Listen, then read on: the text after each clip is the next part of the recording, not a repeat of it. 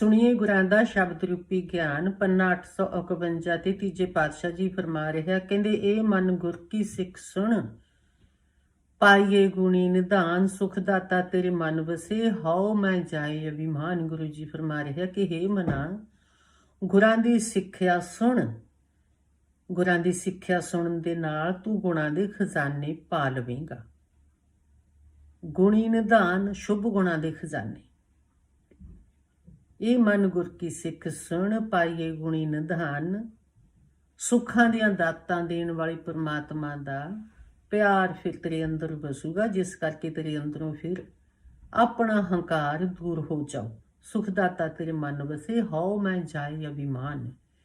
ਗੁਰੂ ਜੀ ਤੀਜੇ ਪਾਤਸ਼ਾਹ ਜੀ ਪਹਿਲੇ ਗੁਰੂ ਸਾਹਿਬਾਨਾਂ ਦੀਆਂ ਬਾਣੀਆਂ ਵਿਚਾਰਦੇ ਸੀ, ਜਿਸ ਤਰ੍ਹਾਂ ਸ਼੍ਰੀ ਗੁਰੂ ਨਾਨਕ ਦੇਵ ਜੀ ਪੰਨਾ 1330 ਤੇ ਫਰਮਾ ਰਿਹਾ, ਕਹਿੰਦੇ ਮਨ ਮਾਇਆ ਮਨ ਧਾਇਆ। ਧਾਇਆ ਹੁੰਦਾ ਦੌੜਿਆ ਭੱਜਿਆ ਫਿਰਦਾ ਮਨ। ਮਨ ਮਾਇਆ ਮਨ ਧਾਇਆ, ਮਨ ਪੰਖੀ ਆਕਾਸ਼, ਤਸਕਰ ਸ਼ਬਦ ਨਿਵਾਰਿਆ, ਨਗਰ ਉਠਾ ਸਵਾਸ਼। ਇਹ ਮਨ ਮਾਇਆ ਦੇ ਪ੍ਰਭਾਵ ਵਿੱਚ ਆ ਕੇ ਇੱਧਰ ਉੱਧਰ ਦੌੜਿਆ ਭੱਜਿਆ ਫਿਰਦਾ, ਜਿਸ ਤਰ੍ਹਾਂ ਪੰਛੀ ਉੱਡਦਾ, ਉਸ ਤਰ੍ਹਾਂ। ਜਦੋਂ ਸ਼ਬਦ ਰੂਪੀ ਗਿਆਨ ਪਾ ਕੇ ਇਸ ਮਨ ਰੂਪੀ ਚੋਰ ਦੇ ਅੰਦਰੋਂ, ਤਸਕਰ ਹੁੰਦਾ ਚੋਰ, ਚੋਰ ਦੇ ਅੰਦਰੋਂ ਮਾਇਆ ਦਾ ਪ੍ਰਭਾਵ ਦੂਰ ਕਰ ਦਿੱਤਾ, ਨਿਵਾਰਿਆ ਭਾਵ ਦੂਰ ਕਰ ਦਿੱਤਾ, ਫਿਰ ਇਹ ਸਰੀਰ ਰੂਪੀ ਨਾਗਰ ਸੁਖੀ ਵਸਣ ਲੱਗਿਆ। ਨਾਗਰ ਉਠਾ ਸਾਵਾਸ਼, ਇਹ ਸਰੀਰ ਰੂਪੀ ਨਾਗਰ ਫਿਰ ਆਤਮਿਕ ਸੁੱਖ ਨਾਲ ਪ੍ਰਫੁੱਲਤ ਰਹਿਣ ਲੱਗਾ, ਚੜ੍ਹਦੀਆਂ ਕਲਾਂ ਦੇ ਵਿੱਚ ਰਹਿੰਦਾ। ਇਹ ਸ਼੍ਰੀ ਗੁਰੂ ਨਾਨਕ ਦੇਵ ਜੀ ਸਾਨੂੰ ਸਮਝਾ ਰਹੇ ਨੇ, ਸਿੱਖਿਆ ਦੇ ਰਿਹਾ, ਸਾਨੂੰ ਸਿੱਖਿਆ ਦੇ ਰਹੇ ਆ। ਇਸ ਕਰਕੇ ਗੁਰਾਂ ਦੀ ਸਿੱਖਿਆ ਲੈਣ ਵਾਲੇ ਸਿੱਖ ਨੂੰ ਤਾਂ ਕਦੇ ਮਾਨਸਿਕ ਤਣਾਅ ਹੀ ਨਹੀਂ ਹੋਣਾ ਚਾਹੀਦਾ, ਕਿਉਂਕਿ ਗੁਰਾਂ ਨੇ ਸਾਨੂੰ ਇੰਨਾ ਸੁੰਦਰ ਗਿਆਨ ਬਖਸ਼ਿਆ। ਫੇਰ ਫਰਮਾਉਂਦੇ ਨੇ ਪੰਨਾ 148 ਤੇ, ਕਹਿੰਦੇ ਸ਼੍ਰੀ ਗੁਰੂ ਨਾਨਕ ਦੇਵ ਜੀ ਕਹਿੰਦੇ, ਮਤ ਪੰਖੇਰੂ ਕਿਰਤੋ ਸਾਥ, ਕਬ ਉੱਤਮ ਕਬ ਨੀਚ, ਕਬ ਚੰਦਨ ਕਬ ਅੱਕ ਡਾਲ, ਕਬ ਉੱਚੀ ਪ੍ਰੀਤ। ਪੰਛੀ ਰੂਪੀ ਮਤ ਕੀਤੇ ਕਰਮਾਂ ਅਨੁਸਾਰ ਕਦੇ ਉੱਤਮ ਹੋ ਜਾਂਦੀ ਆ, ਉੱਤਮ ਭਾਵ ਚੰਗੀ, ਕਦੇ ਨੀਚ ਹੋ ਜਾਂਦੀ ਆ, ਕਦੇ ਚੰਗਾ ਸੋਚਦੀ ਆ, ਕਦੇ ਮਾੜਾ ਸੋਚਦੀ ਆ। ਕਬ ਚੰਦਨ, ਚੰਦਨ ਇੱਕ ਖੁਸ਼ਬੂਦਾਰ ਪੌਦਾ ਹੁੰਦਾ, ਕਦੇ ਚੰਦਨ ਵਰਗੀ ਸੁੰਦਰ ਖੁਸ਼ਬੂਦਾਰ ਸੋਹਣੀਆਂ ਗੱਲਾਂ ਕਰਦੀ ਆ, ਕਦੇ ਕਬ ਅੱਕ ਡਾਲ, ਕਦੇ ਅੱਕ ਵਰਗੀ ਕੌੜੀ ਹੋ ਜਾਂਦੀ ਆ।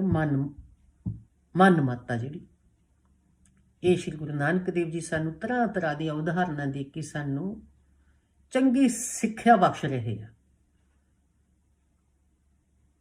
ਸੋਚੀਏ ਕਿ ਅਸੀਂ ਗੁਰਾਂ ਦੇ ਸਿੱਖ ਬਣੇ ਆ? ਨਹੀਂ, ਗੱਲਾਂ ਬਾਤਾਂ ਦੇ ਨਾਲ ਆਈਆਂ। ਅਸੀਂ ਗੁਰਾਂ ਦੇ ਸਿੱਖ ਹਾਂ, ਗੁਰੂ ਜੀ ਨੇ ਸਿੱਖ ਧਰਮ ਚਲਾਇਆ ਸੀ, ਗੁਰੂ ਜੀ ਨੇ ਸਿੱਖਿਆ ਦਿੱਤੀ ਸੀ ਵੀ ਮਨੁੱਖਾ ਜਨਮ ਪਾਇਆ, ਇਸ ਨੂੰ ਕਿਸ ਤਰ੍ਹਾਂ ਤੁਸੀਂ ਬਿਤਾਉਣਾ, ਕਿਸ ਤਰ੍ਹਾਂ ਸੁਖੀ ਰੱਖਣਾ, ਆਤਮਿਕ ਸੁੱਖ ਕਿਸ ਤਰ੍ਹਾਂ ਪਾਉਣਾ, ਇਹ ਸਮਝਾ ਰਹੇ ਨੇ, ਜੋ ਅਸੀਂ ਅੱਜ ਤੱਕ ਵਹਿਮਾਂ ਭਰਮਾਂ ਚੋਂ ਕੱਢ ਰਹੇ, ਜੋ ਨਹੀਂ ਨਿਕਲੇ, ਜੋ ਨਹੀਂ ਗੁਰਾਂ ਦੇ ਉਪਦੇਸ਼ ਨੂੰ ਸਮਝ ਰਹੇ। ਜਿਸ ਤਰ੍ਹਾਂ ਤੀਜੇ ਪਾਤਸ਼ਾਹ ਜੀ ਫਿਰ ਪੰਨਾ 426 ਤੇ ਫਰਮਾਉਂਦੇ ਨੇ, ਕਹਿੰਦੇ ਇਹ ਮਨੂਆ ਕਿਉਂ ਕਰ ਵਸ ਆਵੇ, ਇਹ ਮਨ ਕਿਸ ਤਰ੍ਹਾਂ ਵਸ ਦੇ ਵਿੱਚ ਆਊਗਾ। ਸਵਾਲ ਜਵਾਬ ਗੁਰੂ ਗ੍ਰੰਥ ਸਾਹਿਬ ਜੀ ਦੇ ਵਿੱਚ ਹੀ ਸ਼ਬਦ ਰੂਪੀ ਤੁਕਾਂਤਾਂ ਦੇ ਜਾ ਰਹੀਆਂ ਨੇ। ਜਿਸ ਤਰ੍ਹਾਂ ਕਹਿੰਦੇ ਇਹ ਮਨ ਕਿਸ ਤਰ੍ਹਾਂ ਵਸ ਦੇ ਵਿੱਚ ਆਵੇ, ਫਿਰ ਫਰਮਾਉਂਦੇ ਕਹਿੰਦੇ ਗੁਰ ਪ੍ਰਸ਼ਾਦੀ ਠਾਕੀ ਹੈ, ਗਿਆਨ ਮਤੀ ਘਰ ਆਵੇ। ਗੁਰ ਪ੍ਰਸ਼ਾਦੀ, ਗੁਰਾਂ ਦੀ ਕਿਰਪਾ ਦੇ ਨਾਲ ਠਾਕੀਏ, ਬੁਰਾਈਆਂ ਤੋਂ ਰੋਕੀਏ ਇਸ ਮਨ ਨੂੰ। ਗੁਰਾਂ ਦੇ ਗਿਆਨ ਦੀ ਮੱਤ ਲੈ ਕੇ ਗਿਆਨਮਤੀ ਘਰ ਆਵੇ, ਇਹ ਮਨ ਫਿਰ ਇਕਾਂਗਰ ਚਿੱਤ ਹੋਊਗਾ। ਇੱਕ ਮਨ ਇੱਕ ਚਿੱਤ ਹੋ ਕੇ ਟਿਕ ਕੇ ਰਹੂਗਾ ਗੁਰਾਂ ਦੇ ਗਿਆਨ ਦੇ ਨਾਲ, ਮਨ ਮਤ ਦੇ ਨਾਲ ਨਹੀਂ। ਗੁਰ ਪ੍ਰਸ਼ਾਦੀ ਠਾਕੀਏ, ਗੁਰਦੁਆਰੇ ਜਾ ਕੇ ਗੁਰੂ ਦਾ ਪ੍ਰਸ਼ਾਦ ਲੈ ਕੇ ਖਾ ਲੈਣ ਨੂੰ ਨਹੀਂ ਕਹਿੰਦੇ, ਗਿਆਨ ਦਾ ਪ੍ਰਸ਼ਾਦ ਕਹਿ ਰਹੇ ਆ। ਸਮਝੀਏ, ਗੁਰ ਪ੍ਰਸ਼ਾਦੀ ਠਾਕੀਏ, ਗਿਆਨ ਗੁਰਾਂ ਦੇ ਗਿਆਨ ਤੋਂ ਮੱਤ ਲੈ ਕੇ ਘਰ ਆਵੇ, ਇਕਾਂਗਰ ਚਿੱਤ ਹੋਊਗਾ। ਇਹ ਗਿਆਨ ਲੈ ਕੇ ਪ੍ਰਸ਼ਾਦ ਖਾ ਕੇ ਨਹੀਂ, ਪ੍ਰਸ਼ਾਦ ਖਾਣ ਨੂੰ ਨਹੀਂ ਕਹਿ ਰਹੇ। ਪ੍ਰਸ਼ਾਦ ਵੀ ਲੈ ਲਓ, ਖਾ ਲਓ, ਪਰ ਆਹ ਪ੍ਰਸ਼ਾਦ, ਗਿਆਨ ਦਾ ਪ੍ਰਸ਼ਾਦ ਲੈਣਾ ਜ਼ਰੂਰੀ ਆ। ਗੁਰੂ ਸਾਹਿਬਾਨ ਇਹ ਸਮਝਾ ਰਹੇ ਨੇ। ਜਿਸ ਤਰ੍ਹਾਂ ਕਿਸ ਤਰ੍ਹਾਂ ਦਾ ਗਿਆਨ?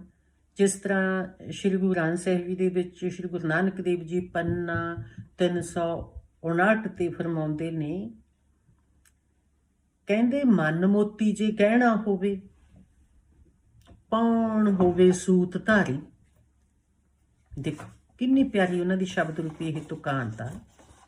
ਗੁਰੂ ਜੀ ਸਮਝਾ ਰਹੇ ਨੇ ਕਿ ਜੇ ਜੀਵਨ ਵਿੱਚ ਆਪਣੇ ਮਨ ਰੂਪੀ ਮੋਤੀ ਨੂੰ ਹੀ ਆਪਣੀ ਜੀਵਨ ਦਾ ਗਹਿਣਾ ਬਣਾਈਏ, ਪੌਣ ਹੋਵੇ ਸੂਤ ਧਾਰੀ, ਕੁਦਰਤੀ ਨਿਯਮਾਂ ਦੇ ਸਿਧਾਂਤ ਦੀ ਲੜੀ ਵਿੱਚ ਇਸ ਮਨ ਰੂਪੀ ਮੋਤੀ ਨੂੰ ਪਰੋ ਕੇ ਰੱਖੀਏ, ਹਰ ਸਾਹ ਦੇ ਨਾਲ ਉਸ ਮਾਲਿਕ ਦੀ ਰਚੀ ਕੁਦਰਤ ਨੂੰ ਯਾਦ ਕਰੀਏ। ਭਾਵ ਇੱਧਰਲੀਆਂ ਉਧਰਲੀਆਂ ਸੋਚਾਂ ਤੋਂ ਹਟਾ ਕੇ ਕੁਦਰਤੀ ਨਿਯਮਾਂ ਦੇ ਵਿੱਚ ਇਸ ਮਨ ਨੂੰ ਪਰਵਿਰਤ ਰੱਖੀਏ।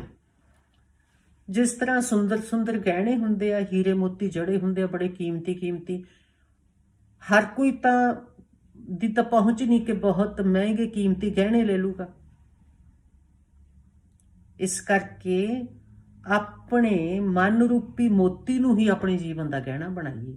ਇਸ ਤਰ੍ਹਾਂ ਦੀਆਂ ਜੋ ਸ਼ਬਦ ਰੂਪੀ ਤੁਕਾਂਤਾਂ ਨੇ ਗੁਰੂ ਸਾਹਿਬਾਨਾਂ ਦੀਆਂ, ਇਹਨਾਂ ਨੂੰ ਆਪਣੇ ਜ਼ਿਹਨ ਦੀਆਂ ਸੋਚਾਂ ਵਿੱਚ ਦੁਹਰਾਈ ਜਾਈਏ, ਦੁਹਰਾਈ ਜਾਈਏ, ਦੁਹਰਾਈ ਜਾਈਏ। ਫਿਰ ਇੱਧਰ ਉੱਧਰ ਦੀਆਂ ਸੋਚਾਂ ਆਉਣੋਂ ਹਟ ਜਾਂਦੀਆਂ ਨੇ, ਬੰਦ ਹੋ ਜਾਂਦੀਆਂ ਨੇ, ਜਿਸ ਕਰਕੇ ਫਿਰ ਆਤਮਿਕ ਸੁਖ ਪਾਇਆ ਜਾਂਦਾ। ਜਿਸ ਤਰ੍ਹਾਂ ਤੀਜੇ ਪਾਤਸ਼ਾਹ ਜੀ ਫਰਮਾਉਂਦੇ ਆ, ਕਹਿੰਦੇ ਇਹ ਮਨ ਰੂੜੇ ਰੰਗ ਲੈ ਤੂੰ ਸੱਚਾ ਰੰਗ ਚੜਾਏ, ਰੂੜੀ ਬਾਣੀ ਜੇ ਰਪੇ ਨਾ ਇਹ ਰੰਗ ਲਹੇ ਨਾ ਜਾਏ। ਰੂੜੀ ਬਾਣੀ, ਗੁਰਾਂ ਦੀ ਸੁੰਦਰ ਬਾਣੀ ਦੇ ਵਿੱਚ ਜੇ ਤੂੰ ਰੰਗਿਆ ਰਹੇ, ਰੂੜੀ ਬਾਣੀ ਜੇ ਰਪੇ, ਜੇ ਸੁੰਦਰ ਬਾਣੀ ਵਿੱਚ ਰੰਗਿਆ ਰਹੇ, ਰੰਗ ਤਾਂ ਤੇਰਾ ਉਤਰਨਾ ਹੀ ਨਹੀਂ। ਮਾਇਆ ਦੇ ਝਮੇਲਿਆਂ ਦਾ ਰੰਗ ਤਾਂ ਲੈ ਜਾਂਦਾ, ਉਤਰ ਜਾਂਦਾ, ਥੋੜੀ ਦੇਰ ਦੀ ਇਹ ਹੁੰਦੇ ਆ, ਫਿਰ ਫਿੱਕੇ ਪੈ ਜਾਂਦੇ ਆ। ਜੋ ਨਾਮ ਦਾ ਰੰਗ ਆ, ਜੋ ਗੁਰਾਂ ਦੇ ਗਿਆਨ ਦਾ ਰੰਗ ਆ, ਤਾਂ ਉਤਰਨਾ ਹੀ ਨਹੀਂ ਸਾਰੀ ਜ਼ਿੰਦਗੀ। ਇਹ ਮਨ ਰੂੜੇ ਰੰਗ ਲੈ ਤੂੰ ਸੱਚਾ ਰੰਗ ਚੜਾਈ, ਰੂੜੀ ਬਾਣੀ ਜੇ ਰਪੇ ਨਾ ਇਹ ਰੰਗ ਲਹੇ ਨਾ ਜਾਏ।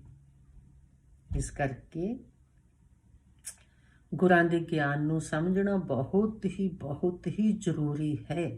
ਜਿਸ ਤਰ੍ਹਾਂ ਅਸੀਂ ਇੱਕ ਡਰਾਮਾ ਦੇਖ ਰਹੇ ਸੀ, ਉਸ ਵਿੱਚ ਕਿਸੇ ਔਰਤ ਦਾ ਬਜ਼ੁਰਗ ਸਹੁਰਾ ਮਰ ਜਾਂਦਾ, ਫਿਰ ਉਹ ਪੇਕੀ ਜਾ ਕੇ ਕਹਿੰਦੀ ਆ ਵੀ ਅਸੀਂ ਬਾਪੂ ਜੀ ਦਾ ਭੋਗ ਪਾਉਣਾ, ਤੁਸੀਂ ਸੋਨੇ ਦਾ ਕੜਾ ਲੈ ਕੇ ਆਓ।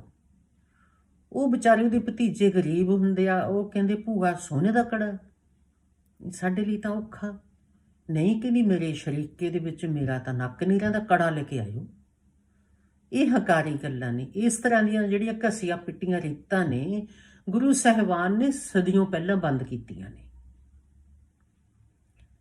ਜਿਸ ਤਰ੍ਹਾਂ ਪੰਜਵੀਂ ਪਾਤਸ਼ਾਹ ਜੀ ਸਮਝਾਉਂਦੇ ਆ ਪੰਨਾ 370 ਤੇ, ਕਹਿੰਦੇ ਪ੍ਰਥਮੇ ਤਿਆਗੀ ਹਉ ਮੈਂ ਪ੍ਰੀਤ।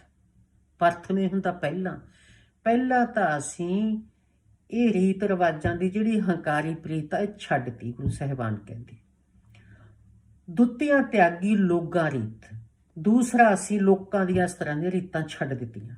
ਪੰਨਾ 370 ਤੇ ਸਾਨੂੰ ਸਮਝਾ ਰਹੇ ਆ, ਸਾਨੂੰ ਇਸ ਤਰ੍ਹਾਂ ਦੇ ਸ਼ਬਦ ਗਿਆਨ ਨੂੰ ਸਮਝਣ ਦੀ ਲੋੜ ਹੈ, ਨਾ ਕਿ ਗੁਰੂ ਦਾ ਨਾਮ ਲੈ ਕੇ ਹੁਣ ਭੋਗ ਪੈਣਾ, ਦੂਸਰਿਆਂ ਨੂੰ ਤਕਲੀਫ ਦਈਏ ਵੀ ਹੁਣ ਤੁਸੀਂ ਕੜਾ ਲੈ ਕੇ ਆਵੋ ਸੋਨੇ ਦਾ। ਹੋਰ ਵੀ ਇਸ ਤਰ੍ਹਾਂ ਦੀਆਂ ਬੜੀਆਂ ਬੇਅਰਥ ਰੀਤਾਂ ਚੱਲੀਆਂ ਹੋਈਆਂ ਨੇ ਸਾਡੇ ਸਮਾਜ ਦੇ ਵਿੱਚ, ਜੋ ਗੁਰੂ ਸਾਹਿਬਾਨ ਸਾਨੂੰ ਮਨਾ ਕਰਦੇ ਨੇ ਸਦੀਆਂ ਪਹਿਲਾਂ।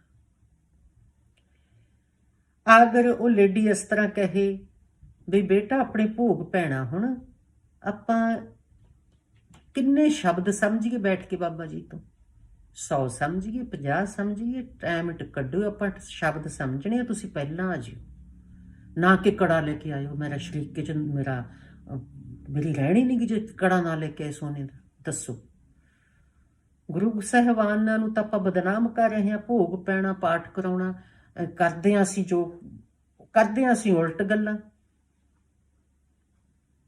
ਇਸੇ ਕਰਕੇ ਦੁੱਖ ਪਾ ਰਹੇ ਹਾਂ।